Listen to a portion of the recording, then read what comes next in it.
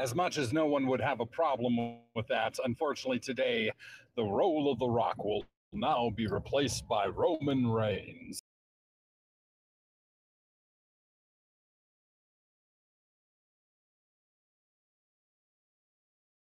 Insert the impact zone macro of everyone just leaving all in unison.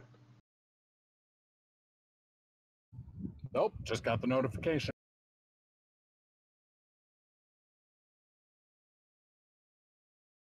Yeah, come. Ba, ba, ba, ba. All right. Hello?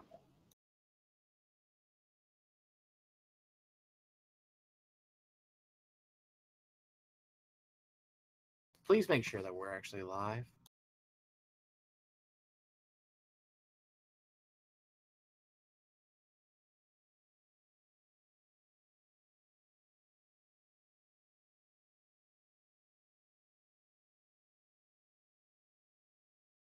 Beep, beep, beep, beep, beep, beep, beep, beep, beep, beep, beep.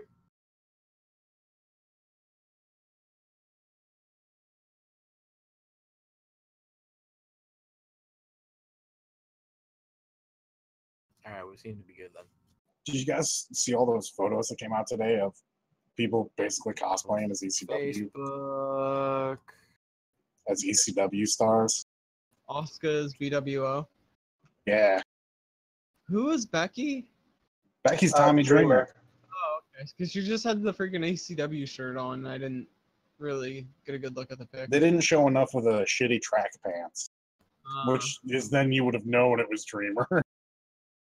Dreamer is vintage shitty track pants, man. I love that shit. Yeah.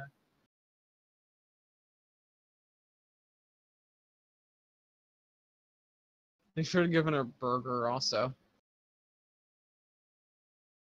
They had Shinsuke dress up as Sabu, and then they had Lana dress up as Sandman. Wait, who was Sandman? Lana.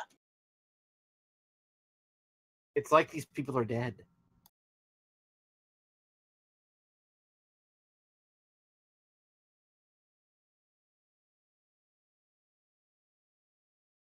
I mean, they might as well be, don't get me wrong.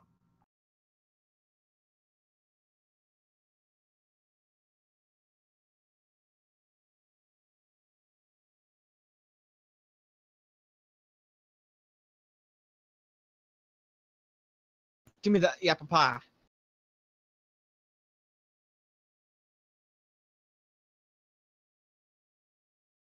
Yes. We are pre-showing, by the way. Ooh. Yappa Pie Indian strap match, Jack. We're live, pal. Yeah, I know. We Why do you are think I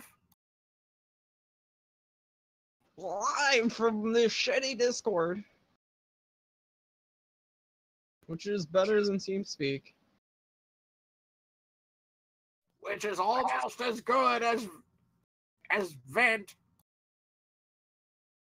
I couldn't think of I've something. never even heard of Vent.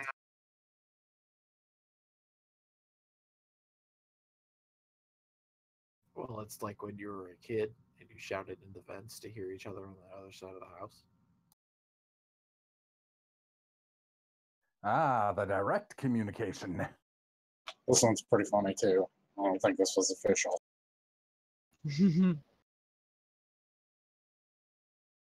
Well, let's figure this out here.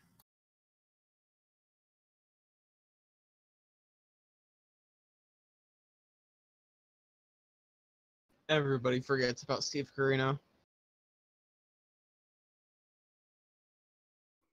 Sad but true. Even Coley forgets about Steve.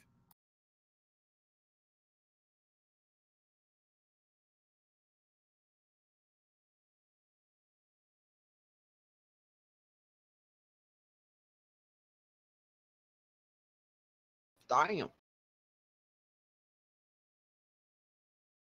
The Witch from Hell. Oh, yeah, Vintage Road Dog. Yeah.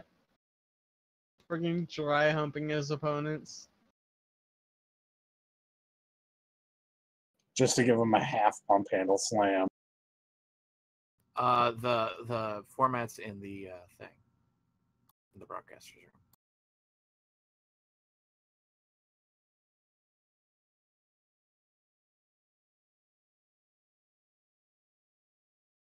I don't know.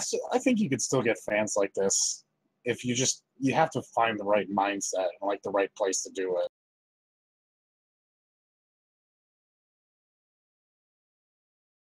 It is tough though. I don't think we'll ever get good signs though ever again because they confiscate them now. Yeah, they're Which too is sad. raunchy. Although there's still been some good ones that have gotten snuck in. That's true.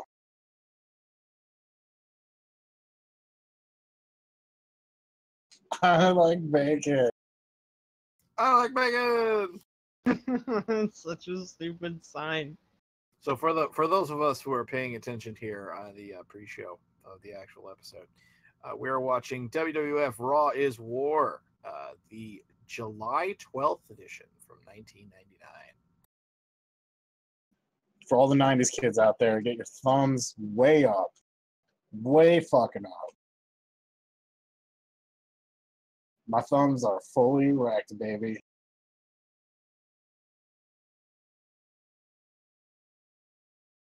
Oh my god, that photo of Jessie Ventura. That is No great. fucking way. By the Oh way, my god, that's the best. The fucking pink suit. Holy shit. Pink For- suit, pink bandana. for those not in the know about Jessie Ventura, he guest refereed the main event actually of SummerSlam that was in Minneapolis. He did so while he was the governor of the entire fucking state of Minnesota. And that's absolutely not a joke. So I you miss that man so much. I wish he was still governor. So, dog, beyond that particular answering of my question, how did other people perceive Jesse's reign as the governor? Like, was he like generally liked? Is he not liked?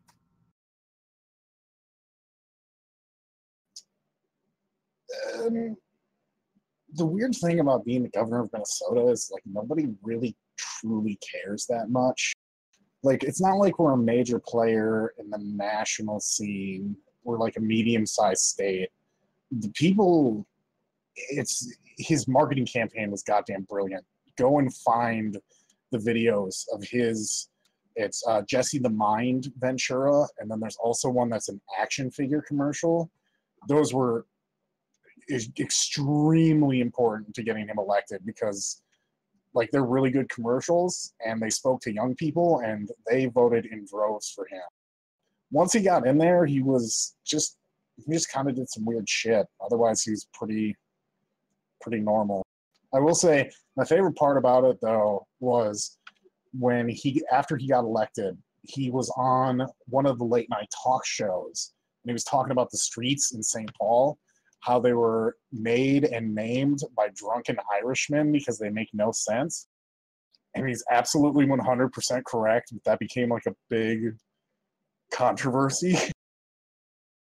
So he was an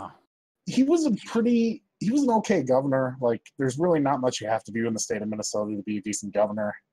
And he was pretty well liked by a lot of young people, but I'm sure the older generation was not a fan. And he also came along during a time when it was like there were really no good big names coming out of the state of Minnesota anyway.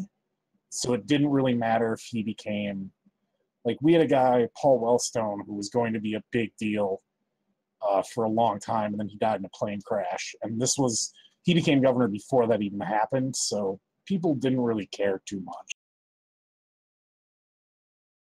That's weird. But it was fun. It was a fun time to be alive in the state, I'm not gonna lie. I remember him getting into verbal bitch fights with Garrison Keillor through the media. One would say one thing, another one would say another thing. Then Keillor would say something on Prairie Home Companion. Yeah. You guys want to see Nicolas Cage get shot? No. There you go. Man, what a great dramatic piece from our best Nicolas Cage. Right. Yeah. Northwoods Advertising. Look up Jesse Ventura, Northwoods Advertising, and you can see all of their commercials, which were massively influential. I remember and can visualize that action figure commercial to this day. All right. Should we get started with the show? Go to the eyes. You know what's funny too about Ventura is like, are we starting the show? What's funny about Ventura? Okay, so at the time that he was elected, he was basically quote unquote centrist, but he was considered very much more right wing than left wing. And now he would be considered infinitely more left wing than right wing. It's just kind of, it's funny how politics has changed just in 2 years or so. Oh, God, yes. But yeah, what a dude. Greatest governor our state ever had. All right, here we go. I'm going to hit the theme. We're going to get started with the show. I don't know, are we? What?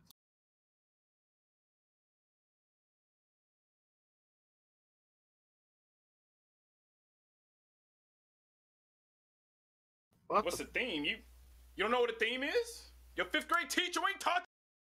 What the hell? Why is our theme not coming up?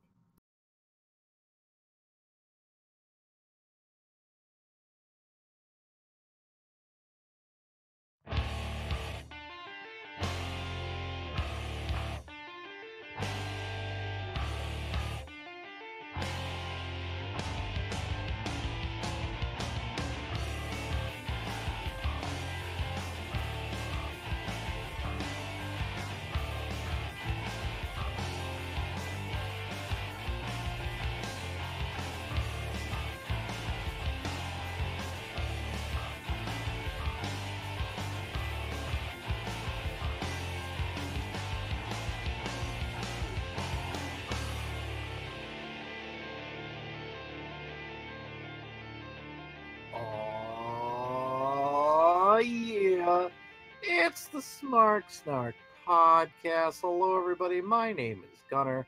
Welcome to episode 311. Over there is Yankum DDS, but he's not with us tonight. But joining us also is our co-host, Mega BR. I'd like to call out eBay for putting out poor quality fursuits. What? There are so many questions. Just Huh? so many questions. And there are no good answers. There- Going to the gathering or what? Also joining us this week is Nat Jester. Here's an answer. Omega was probably present at that special Build-A-Bear toy sale that descended into chaos. But, hi, everybody. How you doing? I'm the Moke with the jokes, and they're probably older than that 2,000-year-old sarcophagus in Egypt that's probably housing Dio Brando. What the hell are you talking about? Jesus Christ Almighty. Sometimes. Also joining us. It's weird. You know what? It's a great day today. It was really warm, and I just recently found out that New Japan is coming over to New York, so I can't wait for that. Oh, we'll get into that, my friend. Also joining us this week is Shao Kahn. Hello, everyone. I almost missed the show today. I was fighting all these big kaiju monsters, and yeah, and most of this, and one of the kaiju monsters was is about the size of how bad Net Jester's jokes are. That's pretty big. That's pretty big. But I've heard you're big in Japan, especially when you're only 4.5. Vassar's here. Mm. Well, hello there. Well, hello there, Vassar. Save us, dog. I think the only thing worse than juggalos or furries has to be fans of Alex Riley. Absolutely.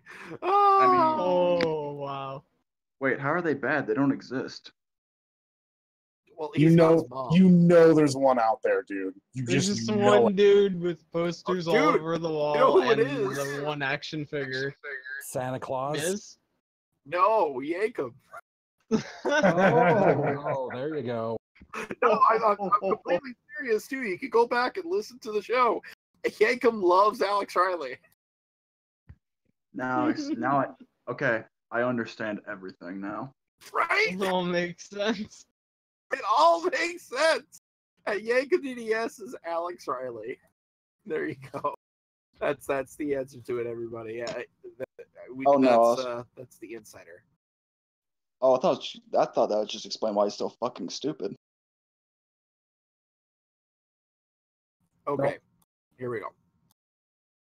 News. Ring of Honor and New Japan Pro Wrestling announced today that the G1 Supercard would take place on Saturday, April 6th, 2019, from Madison Square Garden, presumably going head-to-head with NXT TakeOver. I have choices to make. Oh, no. Why not just watch Brother. them both at the same time with one muted? Homeboy, you've had like 5 chances to go to an NXT Brooklyn and you went to none. If you do not go to Madison Square Garden, I'm going to punch you. I know. You have to go to Madison Square. I already made my decision. I'm going to MSG no matter what. I have to go to MSG. Like, At least I'm lucky enough to live near Long Beach, where they're now holding 2 shows a year, apparently, or who knows how many there's going to be next year. But I'm happy that they're doing another in the Pyramid. Yeah. New York City. Okay, to be fair, New York City is very expensive. I'm also on the side of the state where it would take me about 6 hours to get to New York City. That's like no time. It is, but it isn't, and it's Not also really. very. Yeah. I mean, and the driving there is just horrendous, and there's 5 million reasons why I don't go into the city, but this is the reason why I would go down to the city. I haven't, I think the last time I went to New York City was 2005, actually. But this would be the reason why I would go. I was planning on going to WrestleMania anyways, because I wasn't able to go to New Orleans last year. But this is just signed, sealed, and dated. I'm going. I will be in Madison Square Garden. It will be my first Madison Square Garden show, and it will be for Ring of Honor and New Japan. And I swear to God, they're going to sell that place the fuck out, even if they fucking takeover is at fucking, whatchamacallit, in Brooklyn. It will go head-to-head. It's almost a guarantee. Unless NXT is not going to move their time slot. Yeah. NXT is not going to move their time slot because WWE feels that they're invincible. And if you want to run the Madison Square Garden, you got to run it at night. Like, it's stupid not to. Well, they fucking went head-to-head this year. And look at the cards that were. So it's pretty obvious how that's going to go down. You know, I went to TakeOver Chicago, and I mean, it was a good show, and I had a good time. But realistically, you're talking about 5 main card match, unless they load it up due to the opposition. You're talking about 5 main card matches, a few TV taping matches, and even the card.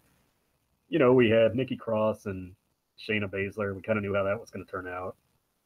Had Velveteen Dream and Ricochet. That was good, but then we had Oney Lorcan and Danny Burch versus Undisputed, and that was good too. The Baldy. But I'm talking about 6 months or however many months away. More than 6 months, 9 months, right? 9 months away to my point is NXT could see a lot of refresh. So it really depends on the card for NXT. I mean, you kind of know what you're going to get for the most part with New Japan and Ring of Honor, and how big and how good it's bound to be. The thing is, you're talking about it's running NXT stars who are there's some big stars in NXT, but they're not anywhere at the level of near where Okada or Kenny or Naito are going to be at, and they're probably all going to be at the show. And the people in New York are already there for wrestling, and they're the smart fans. They know what to do. This is It's going to gonna sell out in a mean heartbeat. so much The, to run this building for these two companies. I want to know what was happening behind the scenes. That's the most intriguing part of all of this. Because obviously, at some point, WWE put pressure on MSG saying, don't run their show. We don't want you running their show. And MSG told WWE at some point, listen, you guys don't run our show for TV anyway. You just run it for house shows. So we're going to do what we want. You're not going to stop us. Like, I just want to know what happened behind the scenes. So is like this G1 show like going to be taped and broadcasted? Yeah. Dude, it's the same thing as they did last year. It's Supercard of Honor. They just gave it a new name because there's going to be a lot more New Japan talent there. The idea is that it's going to be. The idea that I get from this is that it's not ROH featuring New Japan talent. It's New Japan talent featuring ROH. I wonder if this is going to get Staples Center to change their minds, considering they denied Cody for All In. Yeah, I've got no idea, but we'll see. We'll talk about that soon. I mean, that's just absolutely ridiculous to throw away money like that and be like, well, WWE's the only people in the game we want to talk to. Yeah. Well, fuck you too, buddy. Like, you guys are gonna make a lot of money if you host us, but oh well, never mind. And I can understand the wanting them to be in the Staples Center thing too, but there's a lot of good venues in LA that they can run. There is like one Madison Square Garden, and it is the arena. Like, and absolutely, this is historic. Like, when is the last time a non-WWE promotion actually ran MSG? A long time ago. Forever ago. I mean, just the idea that they can even do this is insane and great. Like, I just, yeah, it's mind-blowing. Think about this for a second, right? ROH shows had 200 people coming to them at one point or another. In a shitty indie that was based out of fucking Pennsylvania, and like a couple hundred people would show up to these shows. This is 2002, 2003, 2004, and now look at it. They're gonna run MSG within 15 years of existing. Now there are some companies that try to go up against WWE in 15 years of existing. TNA that didn't do exactly the best. But this goes to show you that there will always be a need and a desire for alternative wrestling that isn't WWE related. Well, just think about ROH in the city of New York in general. Like 5 years ago, they couldn't even afford to run Hammerstein. Exactly. Like, they had to leave because Final Battle was at Hammerstein Ballroom every year, and then it was Final Battle 2014. They couldn't run Hammerstein. They just didn't have the money for it, and they didn't have the talent for it. And now they're running MSG. Like, their name is going to be on a show that's in MSG. It's remarkable. It's just crazy. Like, all right, being with Japan has helped them a lot, though. Yes, absolutely. The New Japan thing has only elevated them, and it's also brought New Japan into the actual market. Remember when they had the Invasion shows, like maybe 2011, 2012, I think it might have been, when ROH and New Japan first partnered up? Yeah. They ran the ECW arena for that show. Or the Raw Way Center, which is like one of those activity center things with like 1,000 people. Or the Manhattan Ballroom, which that was bringing in New Japan was finally what got them back into the Manhattan Ballroom.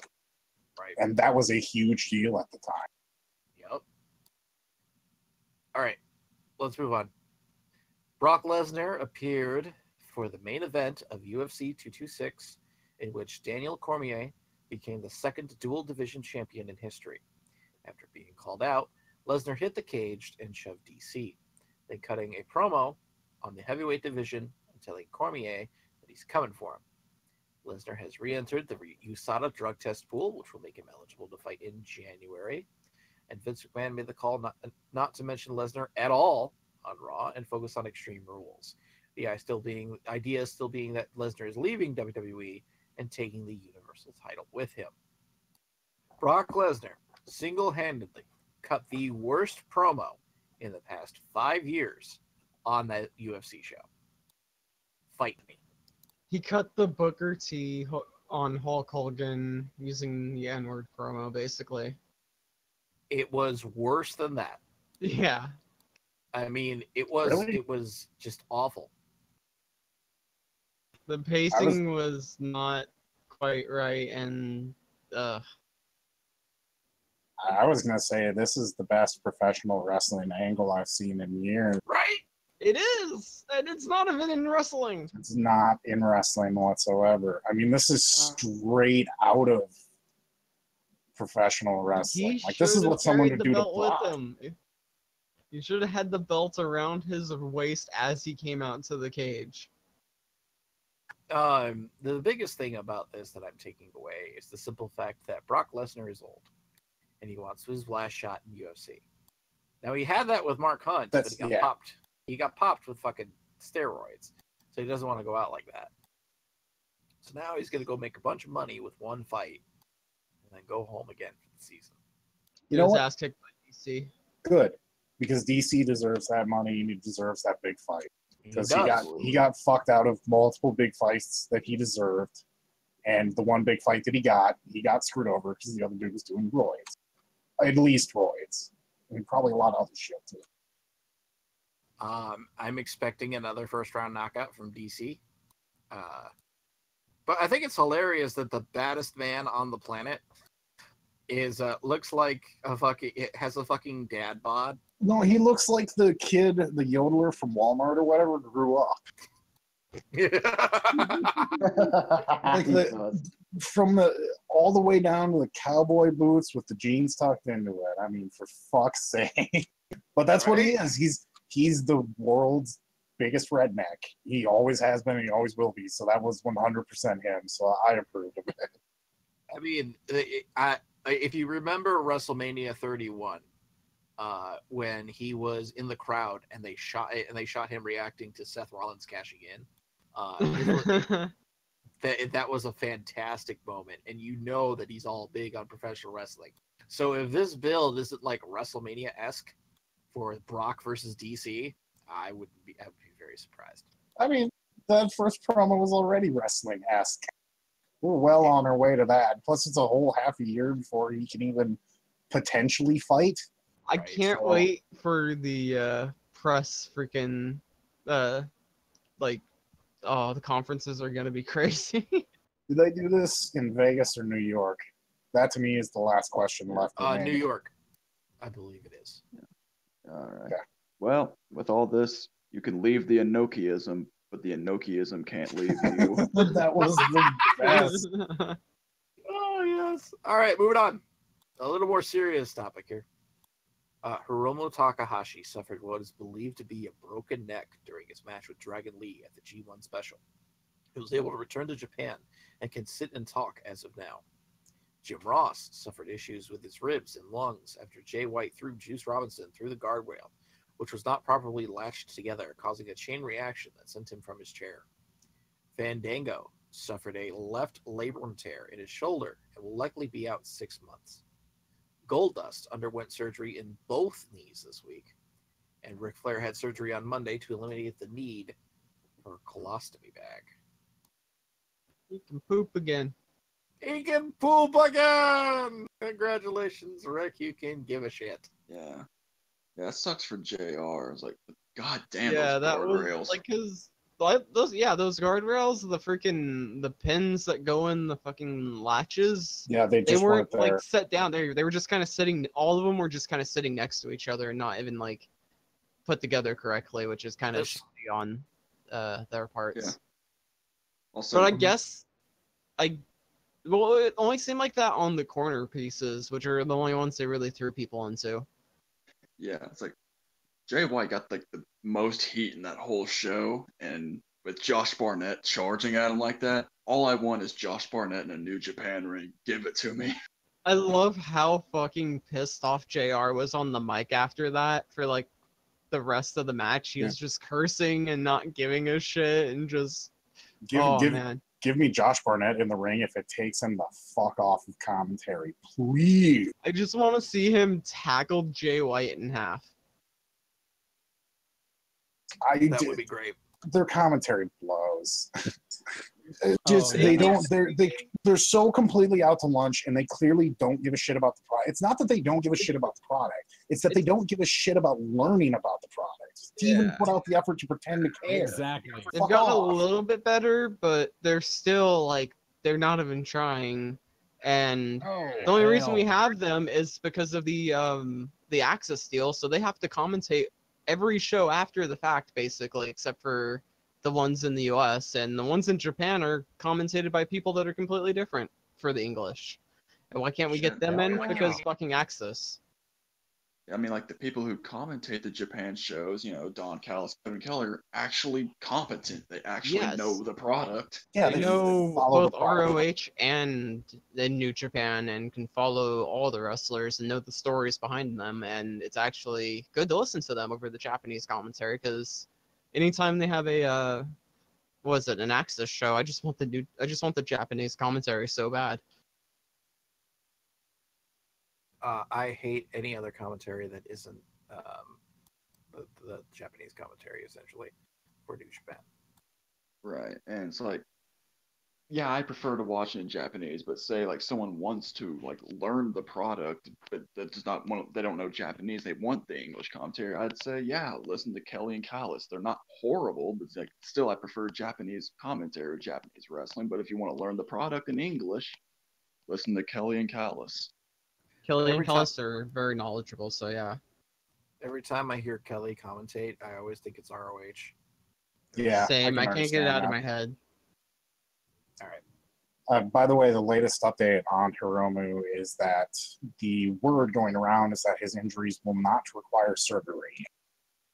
That's good at least. It's good to hear, but dude, you're not a cat. You only have one life. Just for fuck's sakes, stop. Dragon Lee had 3 matches the night before. And the problem is I love watching those two fight because they both have the mentality of they do not care, but they're gonna fucking die. And I don't know why he let go of the Phoenix Plex though. That was you can that was Dragon Lee's fault. That wasn't. I think Hiromu just didn't know he was gonna release it, so he didn't prepare, and he was just, by the time he got released, it was too late. Because there is a way to I think there would be a way to flip out of that and mostly take it on your shoulders, but he was not prepared. Breaking news. So recently there was a photo shoot for ECW Originals. I think we were talking about that in the pre-show with Becky Lynch as Tommy Dreamer. Yeah. Tommy Dreamer just tweeted, "Next week after I get home from Australia, I'm doing a photo shoot for at WWE, and I'm dressing as at Becky Lynch, half shirt and all." Yes. With goggles, half shirt, yes. He's got the tits to do it too. I want to see it. Oh wait, does this mean that Joel Gertner is going to dress as Big E? Yes! Oh my god, yes! That's something I didn't know I wanted to see. Oh my god, Joel Gertner with the New Day. Oh, holy shit! Could you imagine? That would be so great. Oh my god! All right, let's get to the last little bit of news. Speaking of former greats, one of the former greats. NXT, yeah, I know, right? Former NXT Season 3 winner Caitlyn has been announced as the first woman in this year's Mae Young Classic. Fuck yeah! Lars Sullivan's broken jaw actually is a storyline, according to Dave Meltzer, to help sell the fact that he continued the match with Aleister Black despite losing. Glow Season 2 averaged 700,000 viewers in the first 3 days it was put up, and had the highest concentration of 18 to 49 viewers that Nielsen has analyzed for the original streaming content on Netflix. Can't wait for Season 3. So WWE is now showing fake X-rays to sell storylines? Yes. I'm sure that's not the first time that's happened. It's been a while, probably. It's kind of old school. Yeah, that's Isn't something it? you do like in the 90s probably. Yeah, I that was would thinking think of. almost like the 80s. Yeah, Like 80s in more the so. you would put it on the projector screen, so it would pop up on fucking like the old days, and you to pull it down. You didn't have whiteboard. Back when I had to walk uphill both ways to go to school. There was a script that was leaked, by the way, recently. Did you guys hear about this? What script? Did you guys hear who's writing now for WWE Raw? Oh yeah. Paul Heyman. Back to writing. Oh, thank Well, God. That's probably why the show has been quite a bit better, like noticeably better. For you know, the they, past they month or clarified so.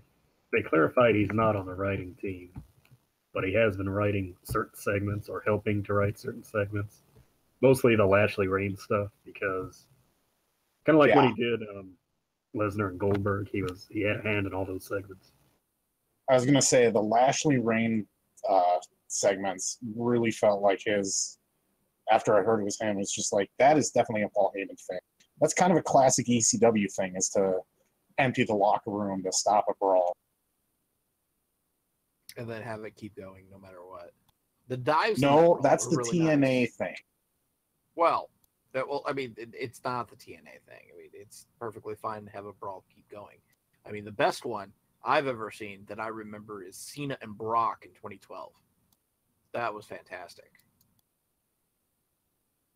Because you felt the animosity was real between the two, and the focus and the cinema and the camera work was on the two of them. It wasn't just this mass of bodies like this particular beat-up was. But that's just me.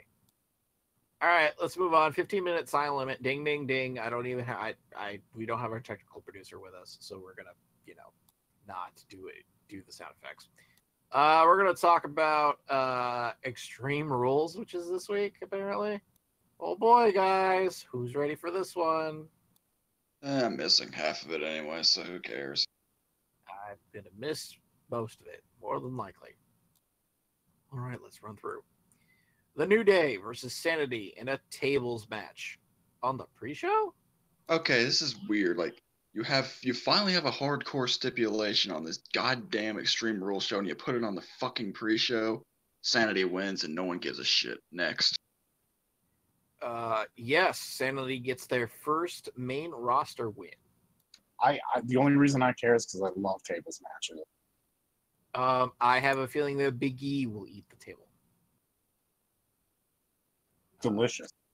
Yes. Made out of chocolate and pancakes. It makes out of pancakes. Yes. He will literally eat the table. Exactly. Good thing you picked up on that. Also, Finn Balor versus Baron Corbin, a match that should be on the pre-show. I know Does he's anyone give got a shit about this match. No, I know that Corbin's got his new gimmick and everything, but he looks so goofy going out there and wrestling in that little vest. Absolutely. I love it. He looks childish. Like it makes him look. It takes away all of the imposing parts of him completely, and he just looks like a goof. Let me paint a picture for you. It's Easter Sunday. Your cousins are over, and you guys have just gone to church, and you're about to come home because it's time for, Easter brunch or Easter dinner or lunch or whatever the fuck you want to do. And like everybody's dressed up to the nines, and it's after church, so we don't care. And then your 9-year-old little cousin comes in. It was like, want to do wrestling moves? Baron Corbin is that 9-year-old cousin dressed exactly like that. He took his jacket off, he ripped off his little bow tie and started unbuttoning it, and then he rolled his sleeves up. And then he's like, I want to do wrestling moves. Yeah. That's exactly. He's even got the color of suit that, like, you think is really badass when you're that age, too. Yes. Look how sweet my red and black suit is. And he's just as much as a whiny bitch. What a goof. I don't hate the gimmick, though. I actually kind of enjoy it. I enjoy the gimmick when he's not wrestling. I really hope that, to be perfectly honest with you, I would rather have him do this gimmick, indefinitely and as a authority figure for Stephanie for a while, because it's actually kind of enjoyable. just don't wrestle anymore, dude. Speaking of fun things, Braun Strowman versus Kevin Owens in a steel cage match. Oh, poor Kevin Owens. Remember when he was Universal Champion? I remember. And now he's Braun Strowman's chew toy. And now he's getting put in a porta potty and thrown off stage. That's fine. He blew himself. Hey. Braun blew him up. Miss Sammy already. I miss Sammy and KO a lot. They were just always good fun to watch. So I feel like Owens is in the spot now where creative has nothing for him, so they're just gonna stick him in a feud with another dude that creative has nothing for no good reason for either guy. Yep. And when Jericho makes his yearly return, Kevin will be there. Congratulations, Kevin. You are now in the Jericho spot. Matt Hardy and Bray Wyatt versus the B team for the Raw tag titles. The B team's really trying. This match had so much potential before they announced that one of the matches on this card was going to be a fucking Iron Man match. If you give those two teams 15 minutes, they would, because the B team's probably not going to win, but they would make a great story where the B team got so close and just fell short. And it would be a great match, but it's going to be like 5 minutes and it's going to be nothing. I'd argue that it's still going to be a good match because they're going to get enough time because this pay-per-view is an hour extra long. So they'll need the time, in my opinion. Look at how many matches are, we're not even halfway through the card yet. We're not even close. What's bad? There's so many of these matches that aren't going to go that long. I keep forgetting that Matt Hardy and Bray Wyatt are tag team champions. I am perfectly fine with forgetting that fact. But I'm also perfectly fine in seeing Bray Wyatt and Bo Dallas go at it. Because that makes me very happy. Right. Nothing will ever, shake the image, the cognitive dissonance I have of Bo dressing as Bray. It's so weird. It's so weird, and it worked really well, way better than it should have. You just realized that Bo Dallas is extremely talented and completely underutilized. I already knew that, but you just see it more and more, and you forget it. You forget it easily. Roman Reigns versus Bobby Lashley. This is the last thing I'm saying about it. Yeah, fuck this match. Enough silence because nobody cares. Carmella versus Asuka for the SmackDown Women's title. Wait a minute. Whoa. What city is Extreme Rules in? Good question. Pittsburgh. Oh boy. Pittsburgh will love Bobby. Well, probably. I was going to say, are they going to give him the Chicago treatment? Probably not. No, Bobby's pretty well liked. They were fortunate, and Bobby was fortunate that the storyline with the sisters just instantly went away, and now he's got a nice little logo that looks like a sport, logo on his gear. He'll be just fine. People will cheer him in this one. I legitimately like Bobby Lashley. The only thing I don't like about this match is, of course, Roman. So we all know that Vince is not going to allow anyone to go over his golden boy. I just hope they don't make Bobby too much into a geek on this match, because if they infinitely hurt him as bad as I think they might, then his return could be over before it begins.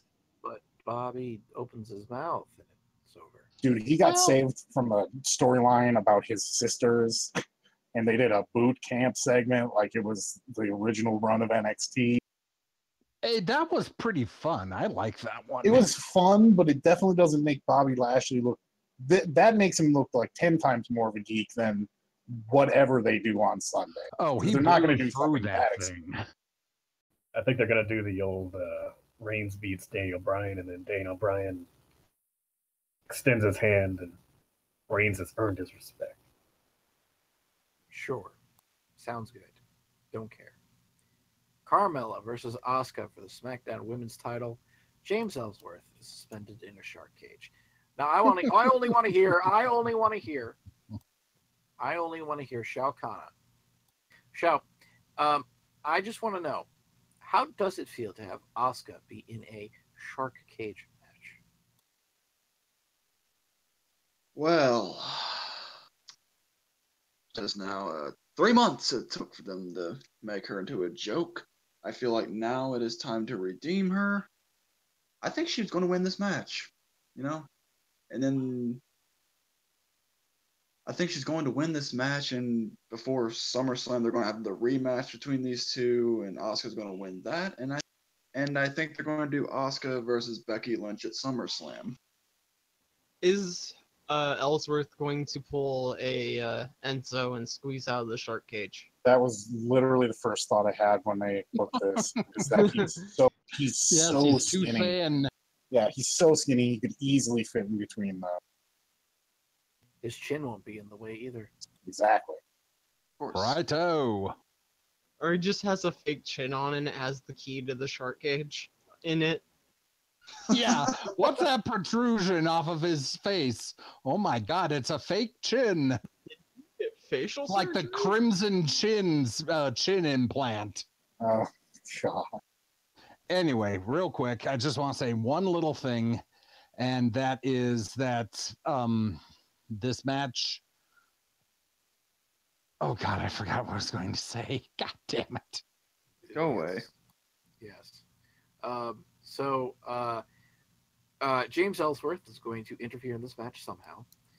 He's going to drop some sort of brass knuckles or something to Carmella. Carmella is going to use the brass knuckles, knock Asuka out, and guess what? She's going to lose. Oh, that's what I was going to think of. What Asuka needs, since Carmella has Ellsworth in her corner, is somebody in Asuka's corner. And you know who that's going to be? Oh God, who? The Blue Meanie, because today on Twitter, Asuka put out pictures of herself in Blue World Order gear, which was pretty fun. I'd rather have Stevie Richards. I'd rather have Colin Delaney. Did you not read the stipulation? Ellsworth's in the shark cage. Dude, Yeah. get Colin Delaney in the shark cage too and let him fight. Exactly. That's all I want is a match between those two now. I kind of want that match too, to be honest. Jeff Hardy versus Shinsuke Nakamura for the U.S. title. Will Shinsuke Might be continue cool. Will Shinsuke continue to disappoint us on the WWE main roster? Yes. I don't know. Will Jeff Hardy get another chance after he makes a fucking retarded decision? Yes. Yeah, there you go. All right. You know what Shinsuke reminds me of? I saw this comparison on Twitter a while ago. It's like Doug Furnas when he went to WWF. Like, he had all these amazing matches in All Japan. He's like that guy you tell all your casual friends, like, this guy's awesome. I swear to God, this guy's awesome. But he never has like a really good match. That's Shinsuke now. So you swear to all of your casual friends who don't watch New Japan that this guy's fucking awesome. But then he just has like a bunch of shitty matches on the main roster and you look like an idiot. Right, exactly. Not that I haven't done that already. Just saying. To at least 5 people. It was awful. I still feel bad every time I see Shinsuke because it's like, dude, you can do better than this. Speaking of things that make me feel bad. Alexa Bliss versus Nia Jax, an Extreme Rules match for the Raw Women's title. Fucking why? The only Extreme Rules match on the card. Yes, that is another excellent point. And they've been going this way with Extreme Rules for a while, where it's just like every match has a gimmick, basically. Like sometimes it's a cage match or whatever. But like half the matches on the card aren't even Extreme Rules or anything. They're just regular matches. And these are the last 2 people I want to see have an Extreme Rules match. Hey, remember last year when Alexa Bliss was champion at Extreme Rules and who her opponent was? It was Bayley, and that kendo stick on a pole match that fucking killed Bayley's career. She was too afraid to use the kendo stick. Yeah. Oh, speaking of Bailey, no payoff of Sasha or Bailey on this card or anywhere. No cruiserweights either. It's because they gotta build up to the big finale of their They're fucking trying to. stupid ass goddamn shit. The idea is that they're going to have the match at SummerSlam to play off of their match from NXT Brooklyn. Great. You ain't topping that. Yeah, and to play off that match, it's going to be 30 seconds because it'll be the complete opposite. It'll be shit. Yep, and Sasha will win, and Bailey will look somehow like even more of a geek. Bailey will go grab a how they kendo fuck. stick again, and she can't use it, and then Sasha just whacks her in the head with it. 1, 2, 3. Yep. Put them both out to It'll be one of, 13 or 14 matches instead? Yep.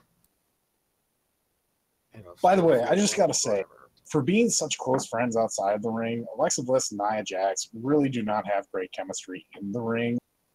No, God, no. It's kind of... They're not friends anymore. I don't know what the Have you not opposite heard of about impressive is. They're still fucking friends. No, they're not. I don't Heard buy about that what? for a second. Well, let Gunner talk for a second. What's a poop shoot, Gunner? Well, a poop shoot is the thing that's on the other side of my ass that is going to sit on the toilet in a little bit. But what I'm talking about... Wait, what's on the first side?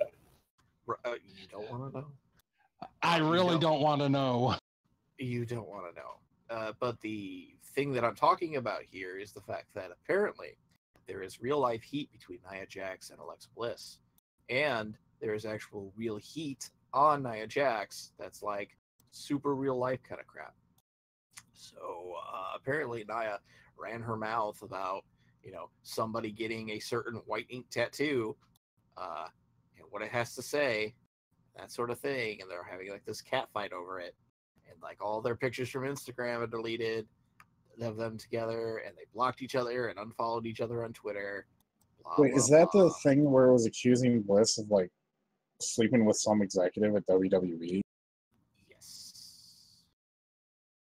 That's that thing. So this is a real thing, and it's happening. I'd like to know how in the hell this is a real thing when she and Buddy Murphy, they're still together, aren't they? That's the last thing I heard. Yeah, but that doesn't mean she's not. Boffing somebody on the side. Manchester. Sometimes, even though people really love each other a lot, I am not even going to continue. There's no good reason. I really, really hope not. Oh, that would have been one of the most epic things. See, there's this thing called a job promotion, and you can do a lot of different things to get a job promotion. Sometimes you can be really, really good at your job.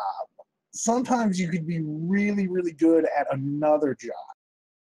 For example, Lillian Garcia. She was really bad at her job for a very long time, but she does a really good job. You know what I'm saying? Take your damn clothes off. All I can say is really good, long, very impressive job. When little girls... Where in the hell were you when we were doing episode 69, huh? That's all I want to know. You know how they're calling her Horseface? And they always called Lillian Garcia Horseface. Unfortunately, I didn't see that. She was a good neighbor. Oh, boy.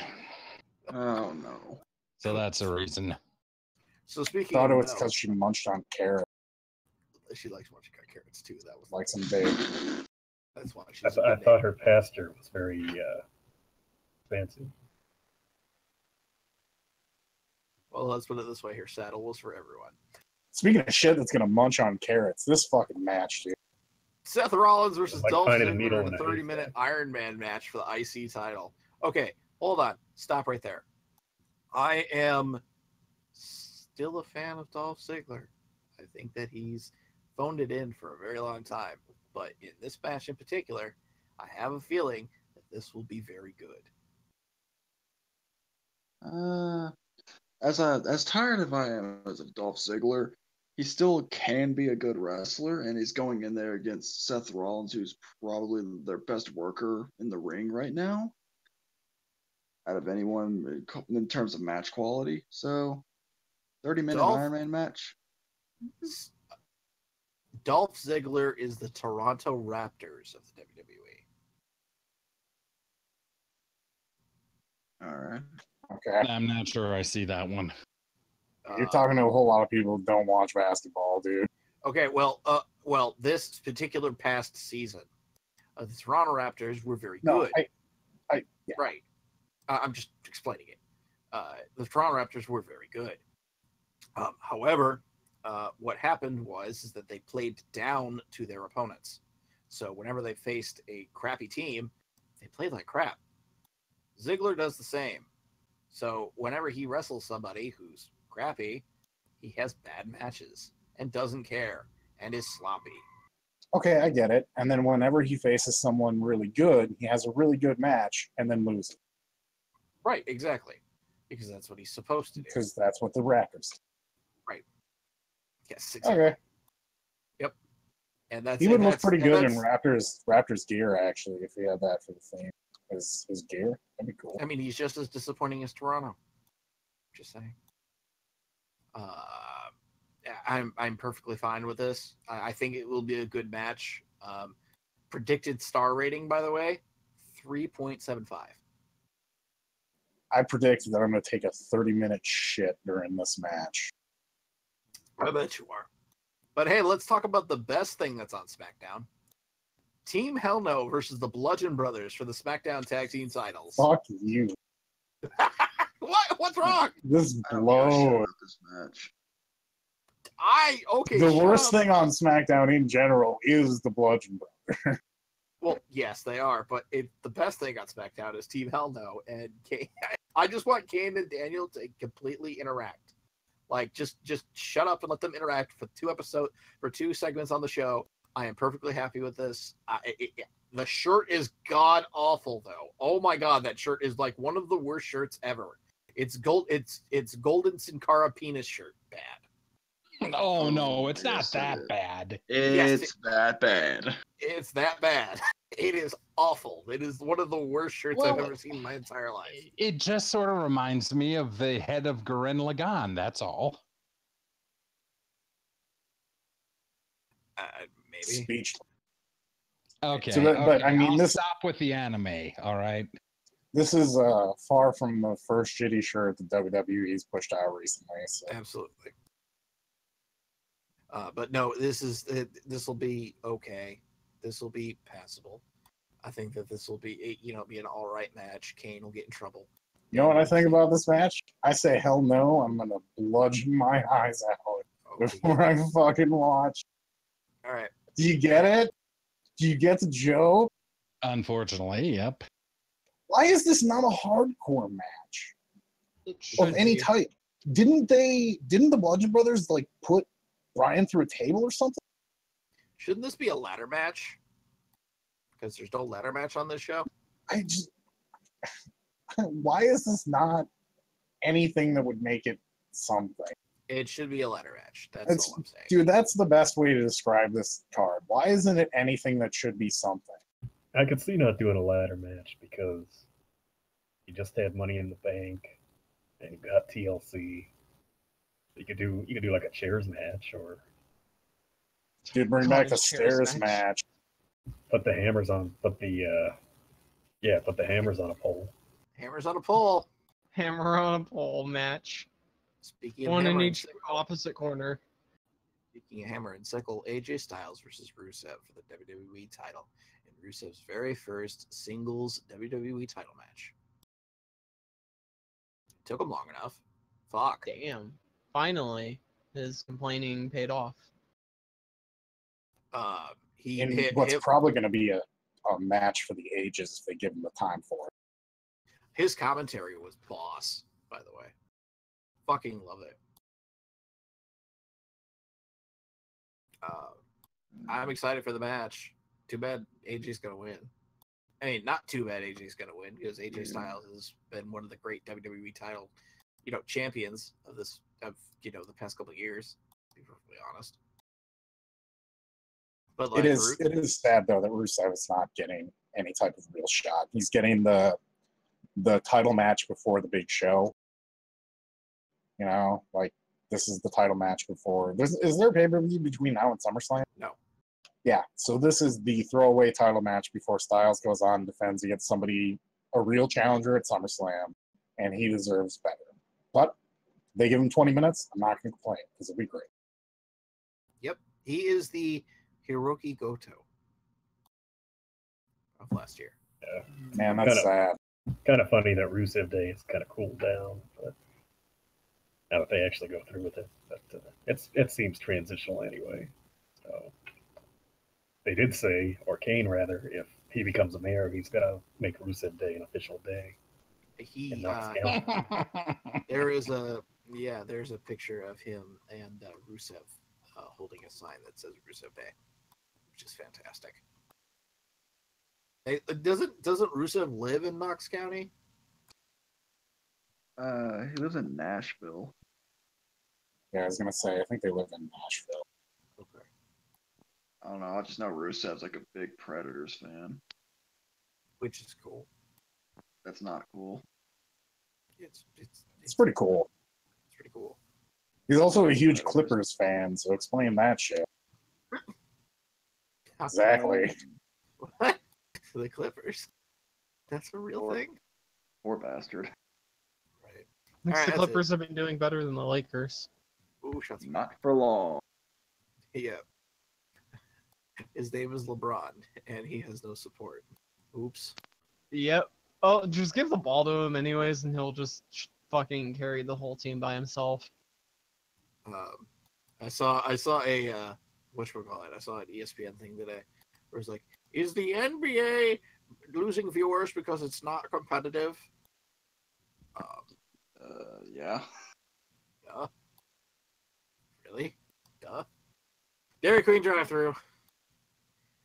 Faster with the ratings. And now for the ratings. Starting off with Impact has 304,000 viewers, up from the 254,000 the week previous. Onto Raw, 2.47 million viewers, down from the 2.707 million and the worst viewership in history. Whew. And finally for SmackDown, 2.183 million, up from the 2.013 million the week previous.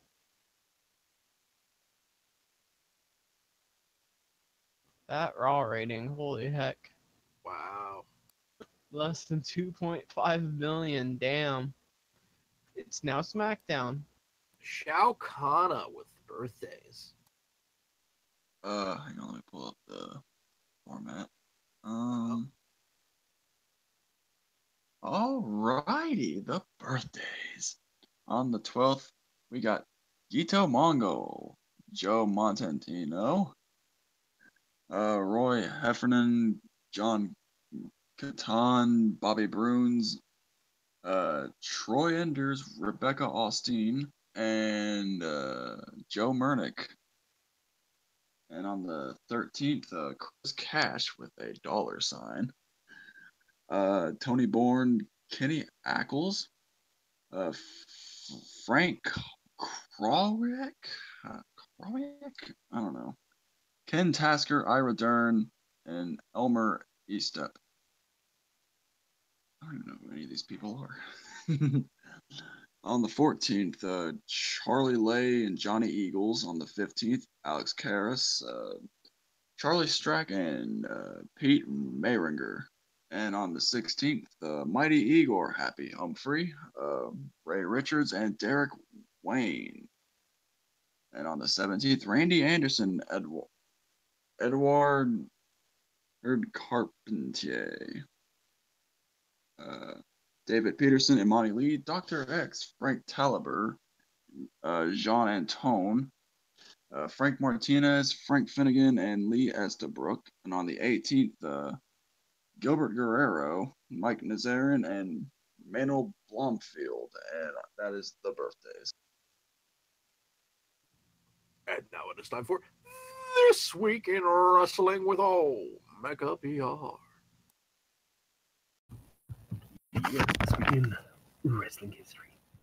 Circa 1967, where Lou Albano and Tony Altamore defeat Arnold Skolin and Chuck Richards, subbing for Spiros Arion for the United States Tag Team title, the precursor to the WWF Tag title in Atlantic City, New Jersey. Ironically, Scotland had become champion when Orion's original partner, Antonio Pugliese, left the company, so neither of the wrestlers who lost the title were actually part of the team that won the belts. Jump to 2001, where Jeff Hardy defeats Mike Awesome for the WWF Hardcore title in Birmingham, Alabama. And in 2004, Pro Wrestling Guerrilla's The Reason for the Season in Los Angeles, California featured Super Dragon defeating CM Punk, Bryan Danielson and Christopher Daniels defeating Samoa Joe and Ricky Reyes, and Frankie Kazarian becoming the PWG champion, defeating Adam Pearce in a steel cage loser leaves town match. And that was this weekend wrestling history. Happy Trails.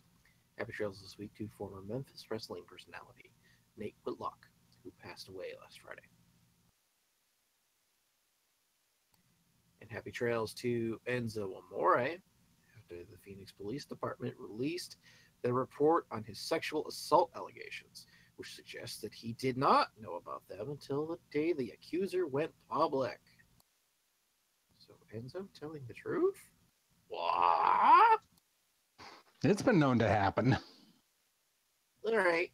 Dog. Have you seen his new rap merchandise? Oh, dear God. It's consensual pants. And his recent sighting with 6ix9ine. Oh yeah, that was a funny ass video.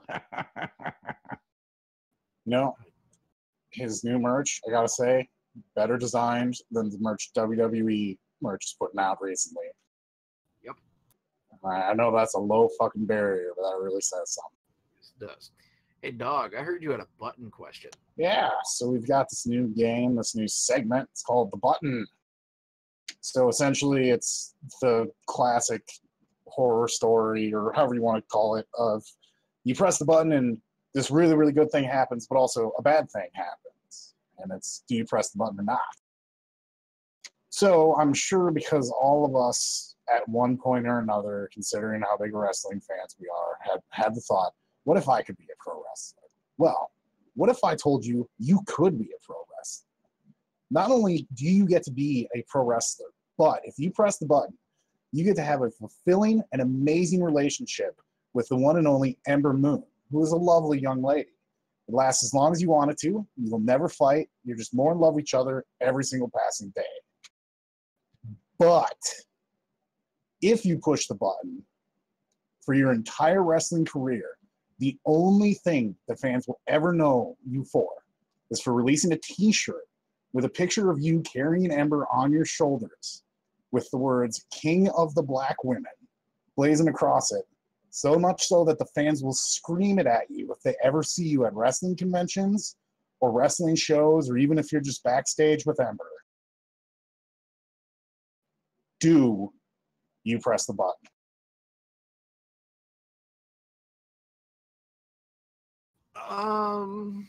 Personally, it means a wrestling career. Yeah, the shirt sales.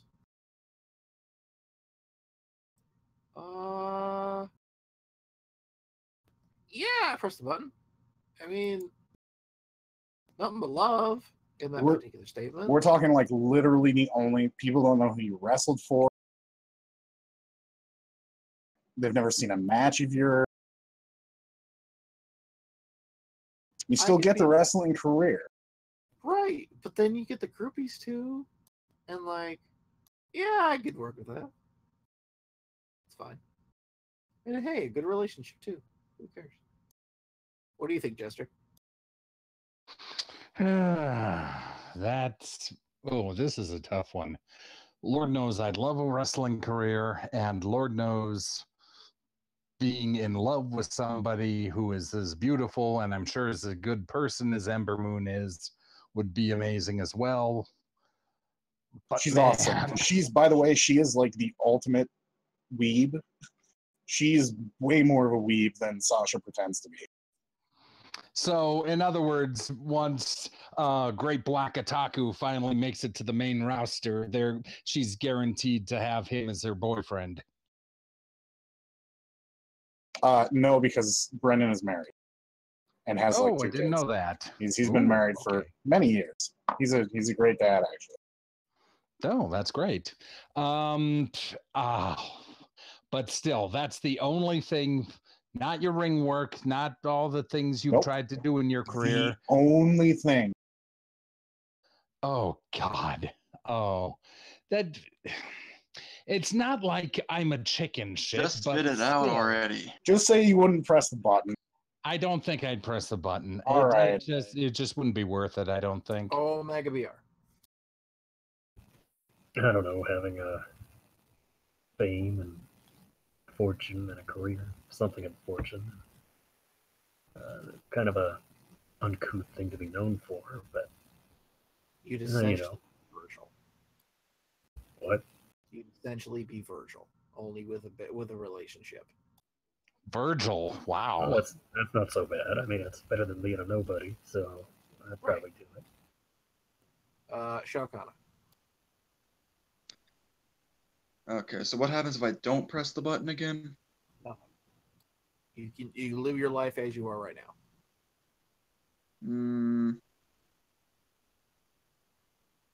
Fuck it, I'll press the button. Vassar? I'll press the button because knowing how my neck is, I'll probably end up like edging myself and freaking ending up at home most of the time. So I don't have to deal with the people screaming at me as much. Yep, I agree completely. And Dog, would you press your own button? Okay. I actually would not. And here's why. And I was this close to pressing the button, but I envision this scenario where I'm backstage with Ember in the WWE. She's hanging out with New Day and Ron Simmons. And some random mark comes up and says, "Oh my God, it's the fucking New Day. It's Ron Simmons. It's Ember Moon. Oh, it's King of the Black Women. Nice to meet you all." And just walks away. And I just couldn't do it. I would die. The New Day just fucking like crack up, and then Ron would be out just a fucking damn. Damn. That's but in real life. I couldn't do it. Also, by the way, this button is somewhat based off of real life, as Ember Moon's real life boyfriend. I don't even remember his name. I think it's like something Palmer, which is where I got the idea for this button. Actually released that T-shirt. Yes, he did. Not a joke. Oh my God, really? Yeah, I remember seeing this a while ago. Okay. Yes.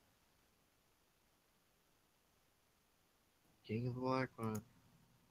It's a fun little gimmick.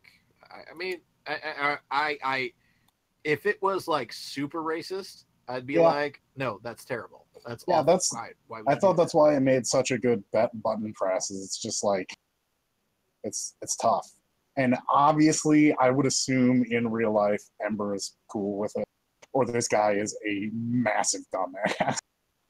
Oh, If totally. I ever see him at an indie show, I'm yelling "King of the Black Women" at him. Yeah. Dude, and his name is Matthew Palmer. Oh, wow. Has anyone heard of this guy before? No. That's kind of where I got the idea. It's just like, interesting. but he's in a very stable relationship, so congrats, dude. Well, now we know his name, and now we know he is the King of the Black Women. There you go. What should we watch this week in wrestling? Vassar. I'm gonna have to go for what happened this weekend and the Young Bucks versus Evil and Sonata for the IWGP Tag Team Championships. Was it the heavyweight tag team? Yes. Net Jester. Of course, you'd come to me. I know it happened 2 weekends ago, but damn, I just saw the replay again, and the amazing final match between the American Nightmare Cody and Kenny Omega. Yes, I will tell you to watch that again because that shit was amazing. Watch it again. Shao Kahn. Well, I'd like to thank Vassar for linking me this match. Found it online. From the 30th anniversary show of Minoru Suzuki, Kazuchika Okada versus Minoru Suzuki. 30-minute match in the rain. In the rain with the wet mat, and they slipped a couple of times. It was great. Great match. I highly recommend it. Omega VR.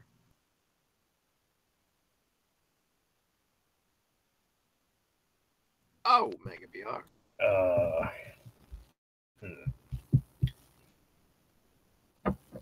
I would say the beatdown after the main event of the G1 special. That was quite unexpected, but totally makes sense.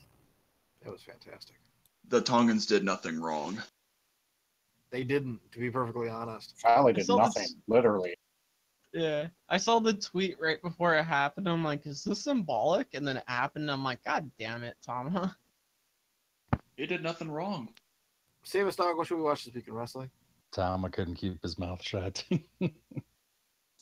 Well, I mean, he almost died for our sins, so you should probably watch the IWGP Junior Heavyweight Title match, which is or just literally go watch the entire series of Hiromu versus Dragon Lee from when. Crap, what was his name when he was under a mask? Hiromu. Oh man. Kamatachi. There it is. Thank you. Versus Dragon Lee. That whole series of every match they've ever done is just as crazy. And watch them all so that you can be happy and then tell them to fucking stop before they kill each other.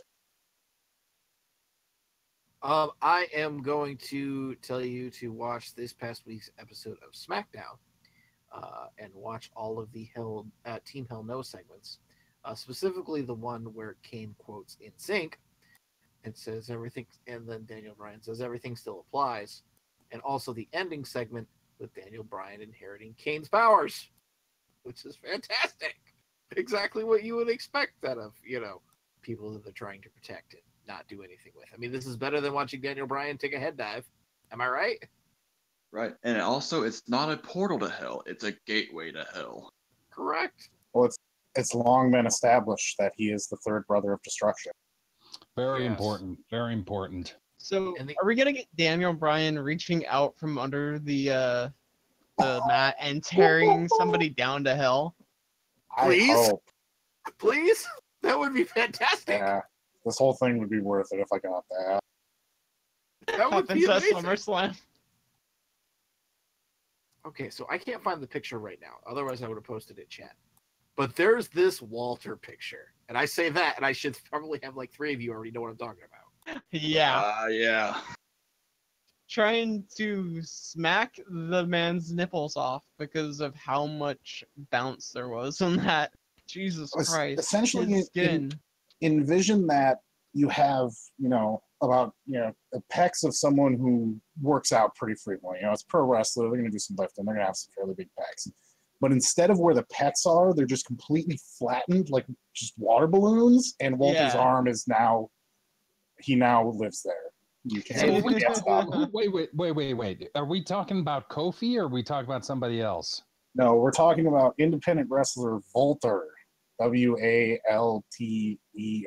Oh, hello. The gigantic German dude who had that excellent match with Pierre Carl Alouette back in Joey Janela's Spring Break, who is one of the biggest. He's just a gigantic motherfucker who does not know how strong he is, and that's what's so scary about him. He is currently the the number one. He's currently the PWG champion, I believe. I think so. Jester, go watch this. Okay, as soon as the show's done, I'll go watch this. Yep, this is the match that we were talking about. It's fantastic. There's the picture. There's the picture. Oh, sweet Christ. Who is this guy, and why in the hell is he trying to rip this guy's heart out like Molaram did in the Temple of Doom? Yes. That's exactly the answer. Yep, that's perfect. Yep, Molo Ram. This is a fantastic picture. It's actually one of my favorite wrestling pictures of all time. in my opinion. Yes. Best- Sweet God. Best big man in wrestling right now, no doubt in my mind. Absolutely. Well, Keith Lee might have a word with you. Dude, Keith Lee is imposing, but not that imposing. This one picture is 10 times more badass than anything Keith Lee has ever done. No offense to Keith Lee. Not take it for Keith Lee. Jesus. This is a fantastic picture and exactly personifies what Walter does. So please go watch this. All right, everybody, thank you very much for listening. Thank you, podcastthemes.com. Thank you, a whole bunch of other people for actually putting up with this stuff. Facebook.com, Twitter.com, SmarkSnark.com, Twitch.tv. Subscribe on YouTube. Like, share, subscribe this video, please, and thank you. And for everybody here, I'd like to say thank you very much and have a good night. Bold prediction for NXT running against New Japan and ROH. One of the matches is going to be Walter versus Keith Lee. Oh, hello. Keith Lee's already signed by WWE, though. Yep. Exactly. Oh.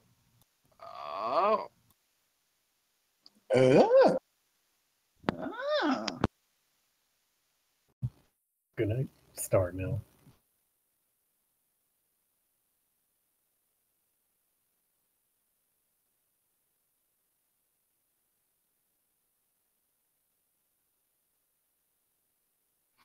Are we clear?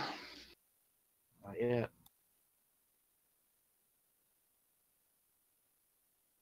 Hold on. Okay, I'll go back to this video of a man cradling his cockatoo. Hold on. I knew that'd make somebody laugh.